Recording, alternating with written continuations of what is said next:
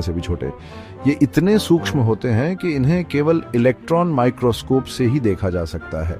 ये हमारे शरीर में घुसकर और हमारे सेल्स पर हमला करके इन्फेक्शन फैलाते हैं। एक बार शरीर में प्रवेश करने के बाद ये तेजी से अपनी संख्या बढ़ाते हैं और हमारे इम्यून सिस्टम को चुनौती देते हैं। जब बात सर्दी और गले में खराश की हो तो सबसे बड़ा कारण होता है राइनोवायरस। राइनोवायरस सामान्य सर्दी का प्रमुख कारण है और यह बहुत ही संक्रामक होता है। ये वायरस हमारे नाक और गले के गर्म और नम माहौल को पसंद करते हैं। नाक और गले का यह वातावरण वायरस के लिए आदर्श होता है, जिससे वे आसानी से फैल सकते हैं। एक बार अंदर घुसने के बाद ये तेजी से बढ़ते हैं, जिससे जलन और सूजन होती है। ये सूजन और जलन गले में खराश और असुविधा का कारण बनती है।